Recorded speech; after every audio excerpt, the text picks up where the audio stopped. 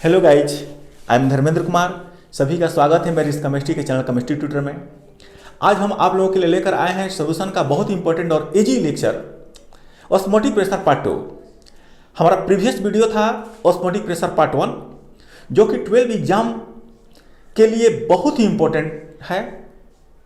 Previous 12 exam में कई बार उससे क्वेश्चन पूछ चुका है, जैसे difference between diffusion and osmosis, what is osmosis, what is osmotic pressure, what is reverse osmosis, और जो है desalination of sea water through reverse osmosis. इसका मतलब ये हुआ कि हम सी वाटर को ड्रिंकिंग वाटर में कैसे कन्वर्ट करेंगे। जनरली जो है बहुत सारे स्टूडेंट के घर में आरओ होगा, उससे इम्प्योर वाटर को प्योर वाटर में कन्वर्ट किया जाता है। तो आरओ का मतलब क्या है? वही तो है, आर से रिवर्स, ओ से ऑस्मोसिस। रिवर्स ऑस्मोसिस को ही शॉर्ट में आरओ कहा जाता है। यानी कि आरओ में जो इम्प्योर वाटर को प्योर वाटर में चेंज किया जाता है वो थ्रू रिवर्स ऑस्मोसिस ही किया जाता है। तो हम लोग जो है अगर सी वाटर को ड्रिंकिंग वाटर में कन्वर्ट करना चाहते हैं तो रिवर्स ऑस्मोसिस के प्रोसेस से हम लोग कर सकते हैं, यानी कि थ्रू आरओ कर सकते हैं। अब जो है हम लोग पढ़ने जा रहे हैं वो ऑस्मोटिक प्रेशर पार्ट 2 पढ़ने जा रहे हैं। ये भी 12 एग्जाम के लिए बहुत ही इंपॉर्टेंट है।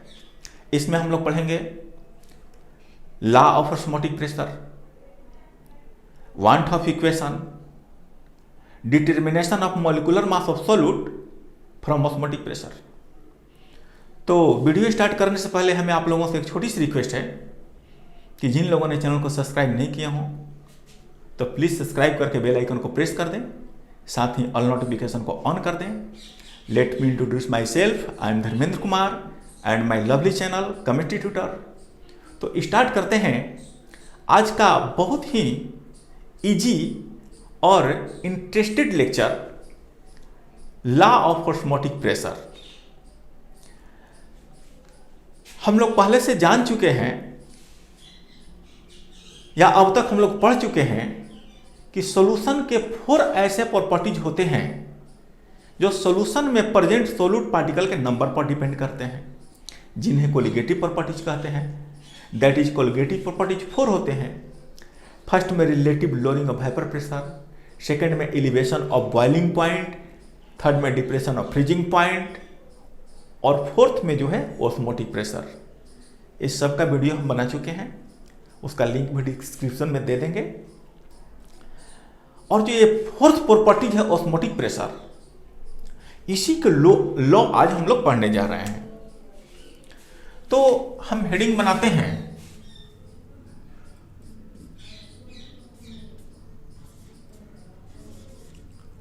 लॉ ऑफ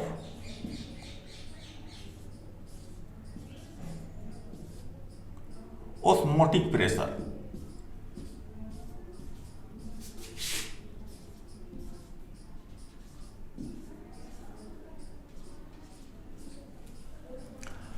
इसमें जो फर्स्ट लॉ आता है उसको कहते हैं वाइल्स van't Hoff law.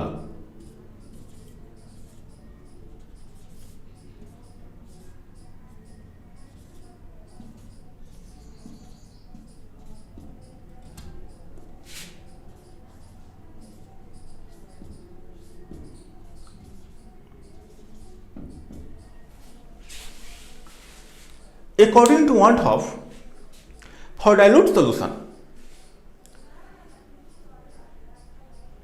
the osmotic pressure of the solution is directly proportional to the molar concentration of the solution at constant temperature. ये लॉ है वांट ऑफ का। तो हम लिख सकते हैं कि osmotic pressure of the solution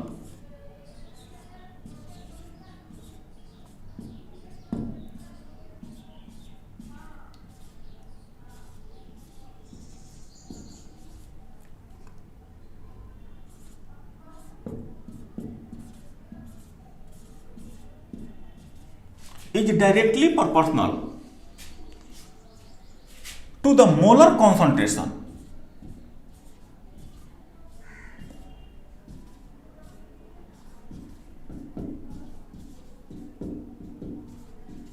of the solution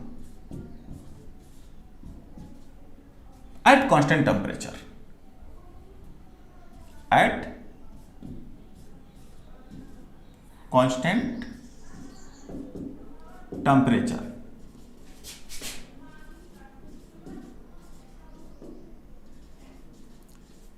यानी कि इसमें जो T होता है वो कांस्टेंट होता है।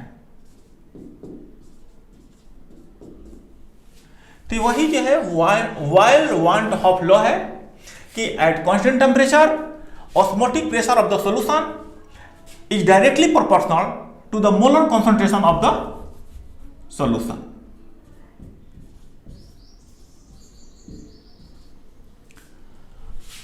ऑस्मोटिक प्रेशर को P या पाई से इंडिकेट करते हैं और मोलर कॉन्सेंट्रेशन को यहां हम P से इंडिकेट कर दे रहे हैं। तो यहां हम लिख दे रहे हैं ऑस्मोटिक प्रेशर P हो गया, डायरेक्टली प्रोपोर्शनल हो गया, और मोलर कॉन्सेंट्रेशन को हमने C लिख दिया।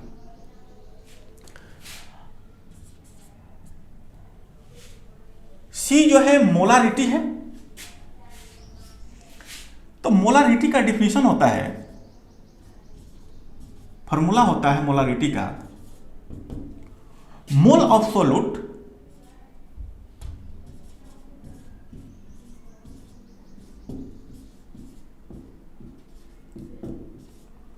Upon volume of solute, solution, volume of solution.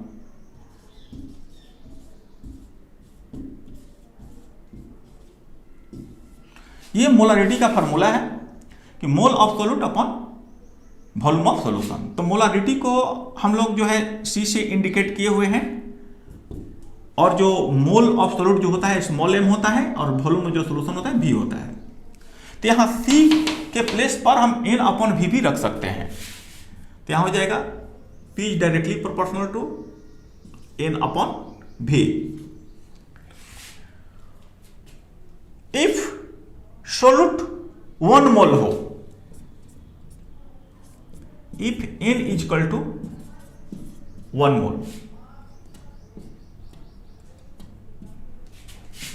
तो इसलिए P is directly proportion 1 upon V। और में हम लिख सकते हैं P इज इक्वल टू वेरिएज कांस्टेंट लगा देंगे, यहां पर K लगता है 1 अपॉन V, और करके लिख सकते हैं क्रॉस मल्टीप्लीकेशन हो जाएगा PV is equal to K। Therefore P1 V1 is equal to P2 V2। ये जो फॉर्मूला है गैस स्टेट में भी हम लोगों को मिला था, जो कि बॉयल दिया था, और इसी फॉर्मूला को वार्नटॉफ ने बताया कि यह फॉर्मूला सॉल्यूशन पर भी लागू होगा। तो इसलिए इसका जो लॉ का नेम है वो बॉयल वार्नटॉफ लॉ है, क्योंकि बॉयल ने गैस के लिए बताया था इस फॉर्मूला को, और वार्नटॉफ ने इस फॉर्मूला को सॉल्यूशन के लिए बताया। तो इसलिए इन दोनों को नाम को इसमें मिक्स करके इसका रूल का नाम दिया गया बॉयल्स वार्नटॉफ लॉ। तो आप लोग इसको कॉपी कीजिए।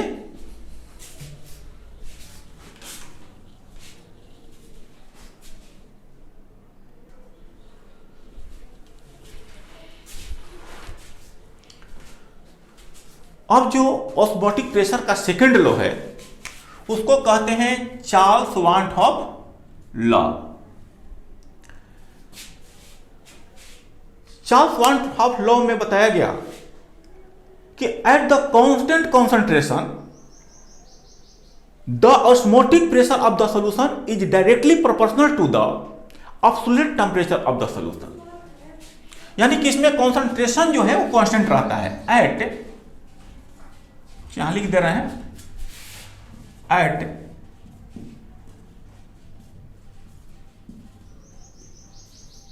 Constant concentration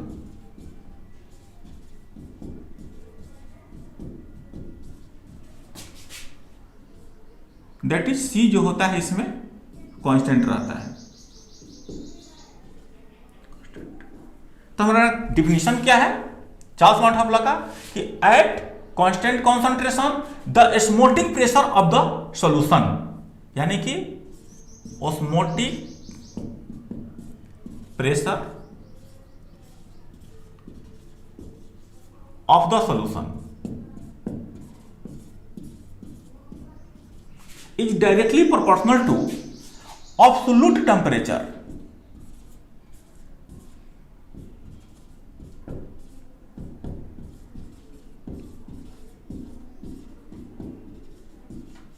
of the solution. इसको हम कैसे लिख सकते हैं?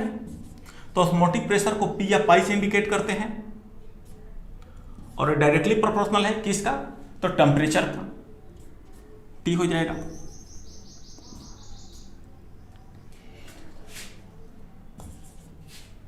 यहां पर हमें इज इक्वल टू करें तो वेरिएज कांस्टेंट लग जाएगा K और ये हो जाएगा T। अगर हम क्रॉस मल्टीप्लीकेशन करें तो ये डिवाइड में आ जाएगा P के, P upon T is equal to K, यानी कि P upon T is equal to constant. Therefore हम लिख सकते हैं कि P1 upon T1 is equal to P2 upon T2। तो ये जो फार्मूला है चार्ल्स ने गैस स्टेट के लिए बताया था, बट इसी फार्मूला को वांटॉफ ने कहा कि यह सॉल्यूशन पर भी लागू होगा, इसलिए इस रूल को कहते हैं चार्ल्स वांटॉफ लॉ। तो आप लोग इसको भी कॉपी कर लीजिए।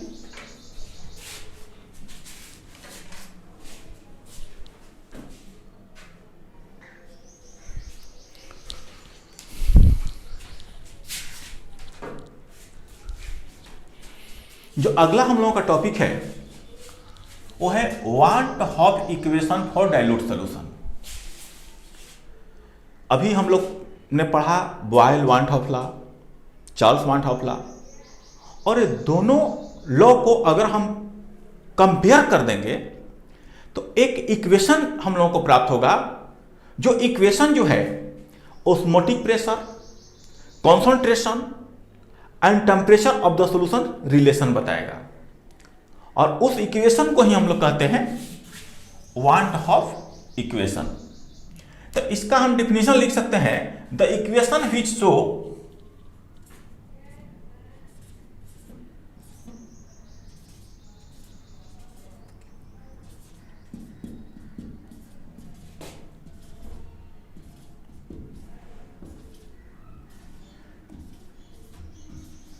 the equation which show relationship among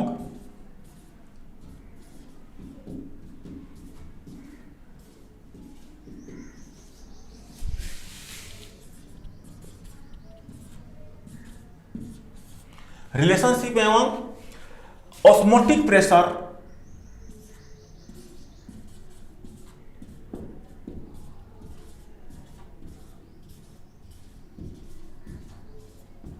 molar concentration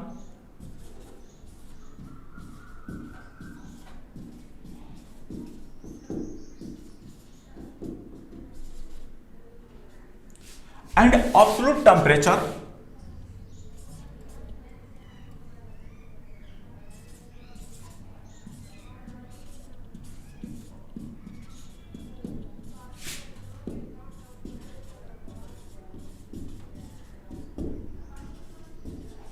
of the solution।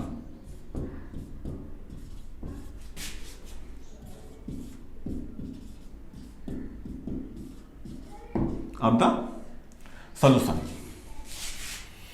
तो इक्वेशन जो हो बोला जाएगा वांटॉफ इक्वेशन।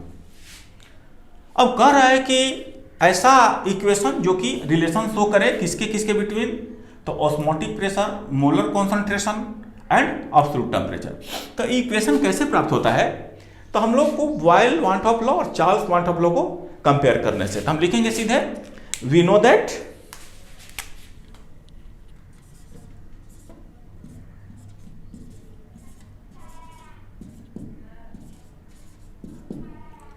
फ्रॉम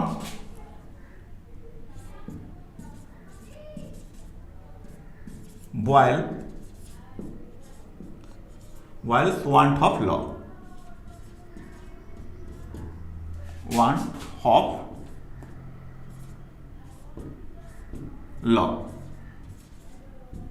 क्या था बॉयल want of law? तो ये था V / C,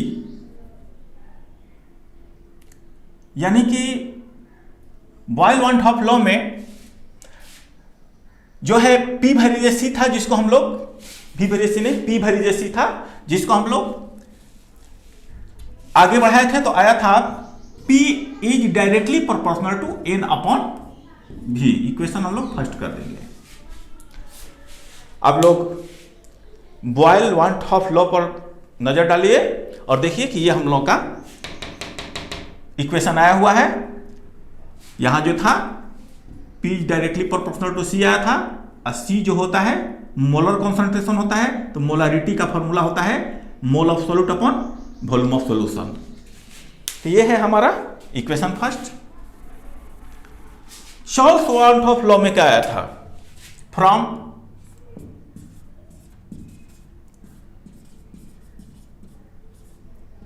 चार्ल्स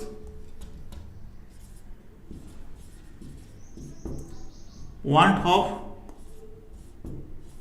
law, ये था P / T। Charles want of law में था कि at constant concentration osmotic pressure of the solution is directly proportional to absolute temperature of the solution. अब हम इसको कंपेयर कर रहे हैं, comparing equation first and second. Comparing equation first and second. तो कंपेयर करने पर क्या होगा? P is directly proportional to N और T ऊपर में रहेगा और V नीचे में आ जाएगा।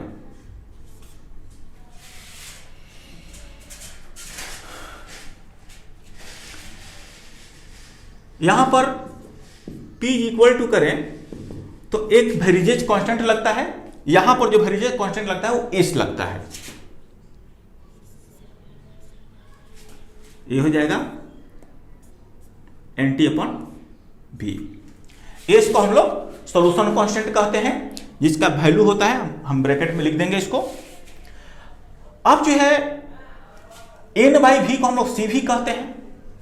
N/V किसके जगह पर आया है? C कॉन्सेंट्रेशन की जगह पर, मोलर कॉन्सेंट्रेशन की जगह पर। तो यहां से हम एक और फॉर्मूला लिख सकते हैं कि P इज इक्वल टू, इसको हम C लिख सकते हैं CST।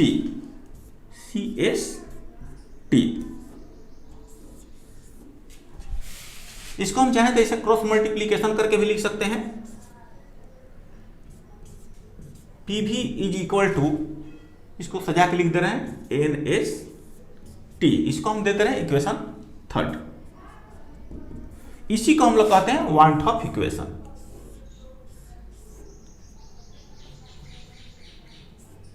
Equation third is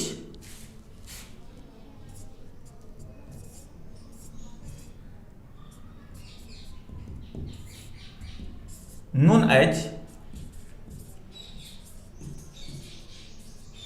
want of equation, जो हम लोगों को ये हेडिंग है।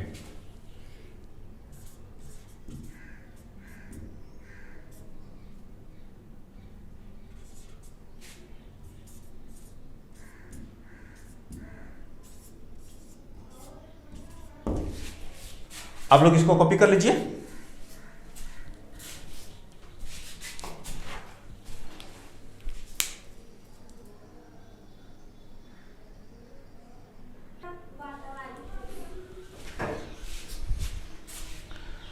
हम लोग का अगला हेडिंग है determination of molecular mass of the solute from osmotic pressure. हम लोग को डिटर्मिनेशन करना है किसका? मोलिकुलर मास का। किसका? तो सोल्यूट का। वो भी किससे? तो ऑस्मोटिक प्रेशर से। तो वी नो दैट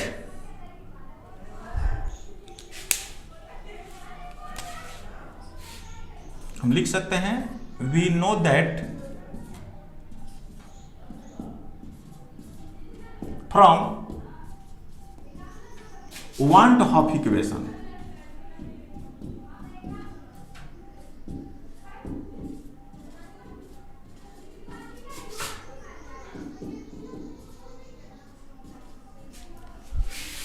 क्या था वन ऑफ इक्वेशन में? तो PV equal to NS T. इसमें से एन क्या है? तो मोल है। हम लोग मोल का फॉर्मूला जानते हैं। मोल का फॉर्मूला होता है वेट एब्सोल्यूट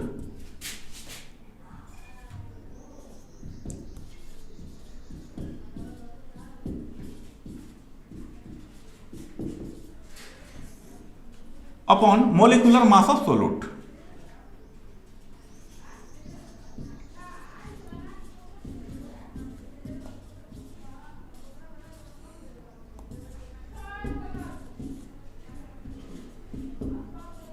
मोल को n कहते हैं, वेट स्मॉल w से करेंगे क्योंकि सोल्यूट का है ये, तो ये स्मॉल w हो जाएगा, और इस सोल्यूट का मोलिकुलर मास है तो ये स्मॉल m हो जाएगा। तो यहां पर जो n का वैल्यू है हम w अपॉन m यहां रख सकते हैं, तो ये हो जाएगा pv equal to w upon m S T. और जब m फाइंड करेंगे तो m चलाएगा pv के जगह पर और pv चला जाएगा m के जगह पर, तो यहां हो जाएगा m is equal to w S T upon pv। तो यही तो है m, molecular mass of solute, जिसको हम लोगों को डिटर्मिनेशन करना है, मोलिकुलर मास ऑफ सोल्यूट। यहां वेयर लिख दे रहे हैं कौन कौन क्या है। वेयर में m जो है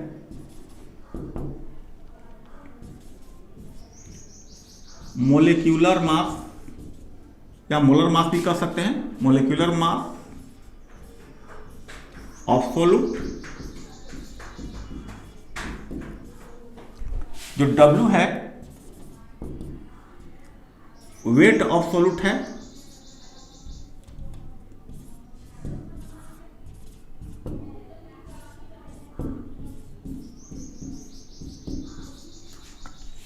S को सॉल्यूशन कांस्टेंट कहते हैं,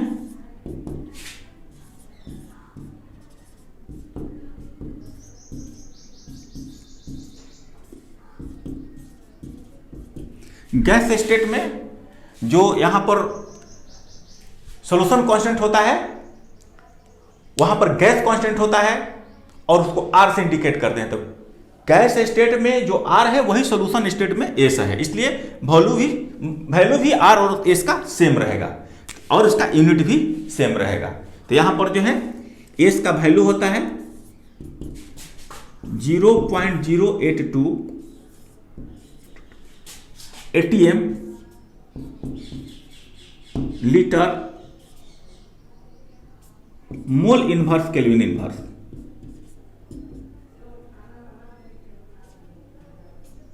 मोल इनवर्स केल्विन इनवर्स। तेज हो गया। T क्या है? तो एब्सोल्यूट टेंपरेचर है।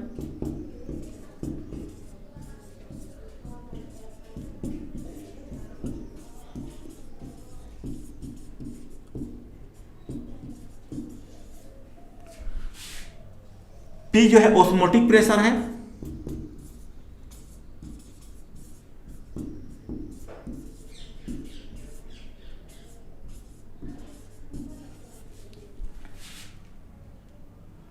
और V जो है वॉल्यूम ऑफ सॉल्यूशन है।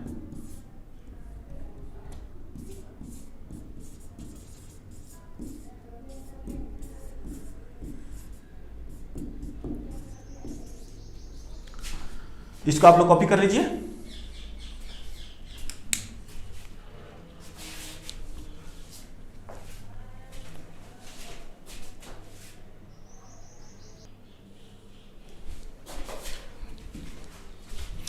हम लोगों का एक क्वेश्चन है कि is the osmotic pressure of the solution A colligative property. Explain करना है इसको कि क्या ऑस्मोटिक प्रेशर कोलिगेटिव प्रॉपर्टी है। तो हम लोग कोलिगेटिव प्रॉपर्टी का डिफिनेशन जानते हैं कि सॉल्यूशन का वो प्रॉपर्टीज जो सॉल्यूशन में प्रेजेंट सोल्यूट पार्टिकल के नंबर पर डिपेंड करता है। तो हम लोग ऑस्मोटिक प्रेशर के फॉर्मूला में क्या देखते हैं? जब इसका आंसर लिखेंगे तो हम लोग लिखेंगे कि we know that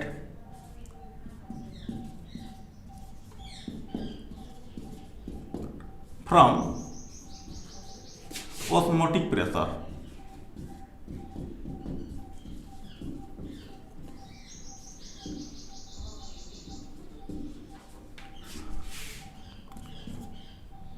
P is equal to CEST, यानी कि जो ऑस्मोटिक प्रेशर है मोलर कॉन्सेंट्रेशन पर डिपेंड करता है। मोलर कॉन्सेंट्रेशन पर डिपेंड करने का अर्थ है कि ये सोल्यूट के मोल पर डिपेंड करता है, क्योंकि C का फॉर्मूला ही होता है N/VST, यानी कि जो ऑस्मोटिक प्रेशर है मोल ऑफ सोल्यूट पर डिपेंड करता है, that is number of solute particle पर डिपेंड करता है। Therefore osmotic pressure is a colligative properties. तो हम लिख सकते हैं कि osmotic pressure of the solution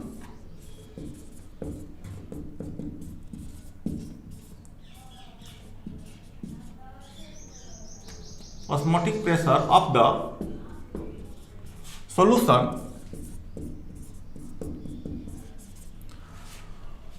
depends upon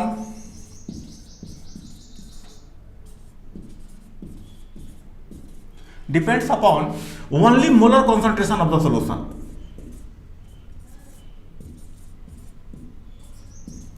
Molar concentration of the solution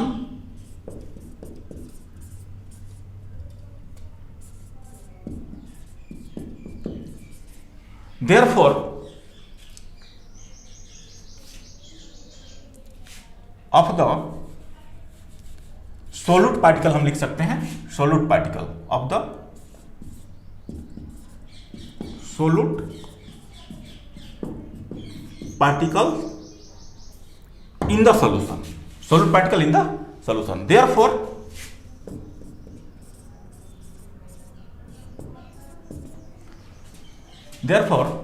osmotic pressure is a colligative properties। बताना है कि कोलिगेटिव प्रॉपर्टीज है कि नहीं, एक्सप्लेन करना है। तो therefore osmotic pressure is a colligative properties।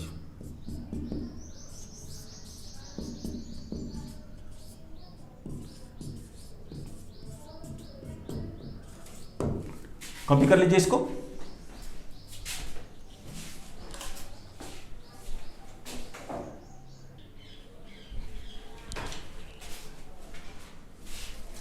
एक हम ऑस्मोटिक प्रेशर का न्यूमेरिकल देख लेते हैं। क्वेश्चन कर रहा है कि calculate the osmotic pressure at 273 kelvin. 273 kelvin पर हम लोगों को ऑस्मोटिक प्रेशर फाइंड करना है। किसका फाइंड करना है ऑस्मोटिक प्रेशर? तो अब 5% यूरिया सोल्यूशन, मतलब कि एक ऐसा सोल्यूशन बनाया गया है जिसमें 100 ml सॉल्वेंट में 5 ग्राम यूरिया है। 5% का ही मतलब हुआ है। परसेंट का मतलब है कि आपको जो पूरा जो सोल्यूशन है वो 100 ml है और उसमें जो सोल्यूट डिजल्व हुआ है वो 5% है। अगर 10% रहता तो 10 ग्राम है, 5% है तो 5 ग्राम है। तो इसमें जो है कह रहा है कि calculate the osmotic pressure at 273 kelvin. तो सबसे पहले हम लोगों को जो न्यूमेरिकल में दिया है उसको हम लोग नोट करेंगे। तो सॉल्यूशन में कैलकुलेट करने को कह रहा है ऑस्मोटिक प्रेशर को। तो ऑस्मोटिक प्रेशर को हम लोग P या पाई से इंडिकेट करते हैं। तो P हमारा वाट हो गया, क्योंकि कैलकुलेट करना है हम लोग को ऑस्मोटिक प्रेशर जो P है इसको कैलकुलेट करना है। तो ऑस्मोटिक प्रेशर को P कहते हैं, जो कि कैलकुलेट करना है तो वाट हो गया। 273 केल्विन पर, तो केल्विन में हमारा टेम्परेचर होता है। तो जो टेम्परेचर है वो टेम्परेचर है हमारा 273 केल्विन। केल्विन में है, अगर नहीं रहता तो फिर केल्विन में हम लोग चेंज करते हैं। और जो है यूरिया का सोल्यूशन जो 5% है, जिसके लिए पूरा सोल्यूशन को 100 ml मानना होगा हमको। तो लेट वॉल्यूम ऑफ सोल्यूशन यानी कि V of solution is equal to 100 ml, और हम इसको ये केल्विन में है तो इसको लीटर में चेंज कर दे रहे हैं। 1000 से डिवाइड कर देंगे तो ml से लीटर में चेंज हो जाएगा। तो हो जाएगा कितना? 0.1 लीटर। जब हमारा 100 ml सोल्यूशन हो गया, अब 5% यूरिया डिजल्व है, मतलब 100 में कितना ग्राम डिजल्व है, तो 5 ग्राम डिजल्व है। तो यहाँ पर जो है यूरिया एक सोलूट है, तो सोलूट के वेट को हम लोग स्मॉल w से इंडिकेट करते हैं, और स्मॉल w हो जाएगा 5 ग्राम। अब जो है मोलर मास यूरिया का दिया हुआ है, तो सोलूट है यूरिया, इसका मोलर मास को हम लोग स्मॉल m से इंडिकेट करते हैं, तो ये हो गया 60। और एस का वैल्यू तो फिक्स होता है, आपको याद रखना होगा। देखिए यहां पर लिख दिए हैं एस का वैल्यू 0.082,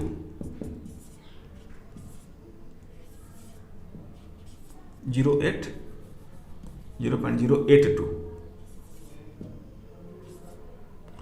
यूनिट है ATM litre mole inverse kelvin inverse, ATM litre mole inverse kelvin inverse.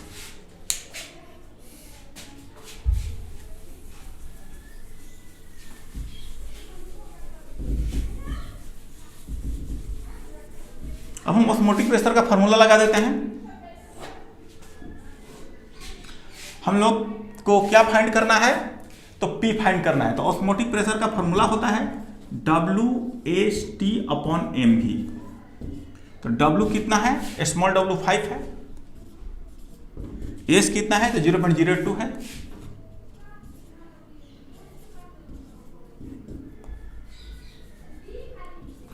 और टेम्परेचर कितना है, तो 273 केल्विन है, और M कितना है, तो M 60 है, V जो है 0.1 है। अगर हम पॉइंट को कैंसिल करते हैं तो पहले तो 12 बार में कैंसिल हो जाएगा, और पॉइंट को कैंसिल करेंगे तो ये हो जाएगा, पहले तो ऊपर में 82 हो जाएगा ये, और नीचे में 12 है, और ये जो है पॉइंट हटा तो नीचे हो गया 1000, और यहां पर ये 1 हो गया, जब पॉइंट हटेगा तो ऊपर 10 हो जाएगा, ये हो जाएगा 273। तो ये 0 से 0 कैंसिल हो जाएगा, और इसको हम लोग कैलकुलेट कर देंगे। कैलकुलेट करेंगे तो हम लोग का आंसर सीधे लिख दे रहे हैं, ऐसे भी कैंसिल होगा। कैलकुलेट कर लीजिएगा, इसका आएगा 18.66 ATM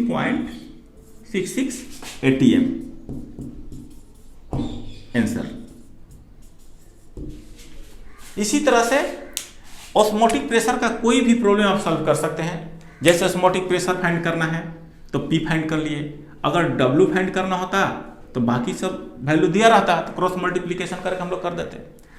अगर M फाइंड करना होता तो M P के पोजीशन पे चला जाता और P M के पोजीशन पे चला जाता, और हम लोग सबका वैल्यू रख के हम लोग फाइंड कर लेते। इस तरीके से ऑस्मोटिक प्रेशर का कोई भी न्यूमेरिकल इसके बेस पर आप सॉल्व कर सकते हैं।